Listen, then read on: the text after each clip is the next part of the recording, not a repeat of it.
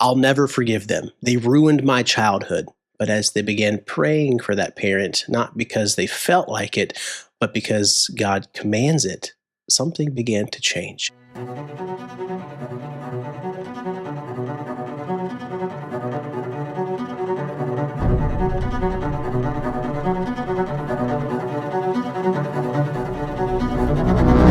Every family has scars. Maybe it was the argument that still echoes in your mind. It's the silence at the dinner table after some kind of harsh conversation, or the moment you realized your parents weren't exactly perfect. The truth is, parents shape us in ways that we can never escape.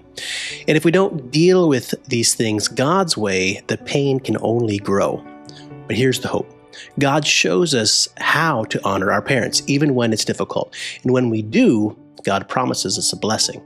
Now, deep down, we all long for peace in our homes. Children who feel loved and secure, parents who feel respected and honored. It's a bond that lasts through life, even into our old age. Now, that desire isn't just human, it's divine. God created families to be places of nurture, of faith, of blessing. But reality tells a different story. Arguments break out. Teenagers wrestle for independence. Parents push too hard or sometimes not enough. And the home becomes a battlefield instead of a refuge. Some wounds cut even deeper. Years of silence, of neglect, bitterness that never healed. Proverbs 30 verse 17 gives us a vivid warning. The eye that mocketh at his father and despises to obey his mother, the ravens of the valley shall pick it out, and the young eagles shall eat it. God is saying clearly that dishonor destroys, and many families are living proof of that today. But God doesn't leave us hopeless. He gives us a better way. Ephesians 6, 1 through 4 says, "For children to obey their parents in the Lord, for this is right. Honor thy father and thy mother, which is the first commandment with promise, that it may be well with thee, and that thou mayest live long upon the earth. And ye fathers, provoke not your children to wrath, but bring them up in the nurture and the admonition of the Lord." This is God's design for harmony. Children are called to respect and to obey. Parents are called to love and to guide patiently. When we both follow God's word, healing begins. Even if parents fail, God still calls us to honor them, because in honoring our parents, we honor Him. I've spoken with people who carry deep resentment towards their parents. Some have told me, "I'll never forgive them. They ruined my childhood."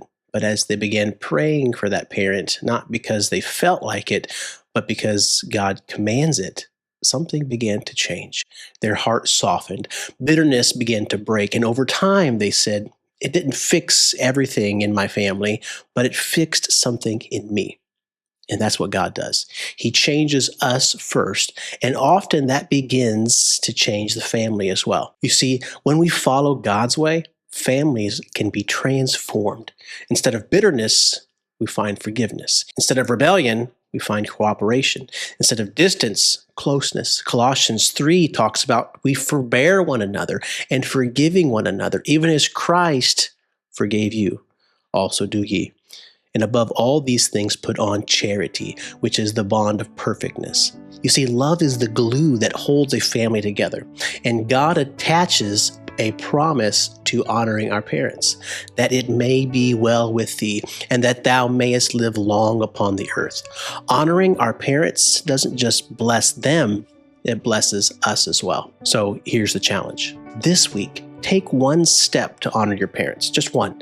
Say thank you, do something kind, pray for them, even if they've hurt you. And if you're a parent, lead with love instead of anger, because family isn't just your story, it's God's design. And when you follow God's way, your home becomes a place of peace, of blessing, of grace.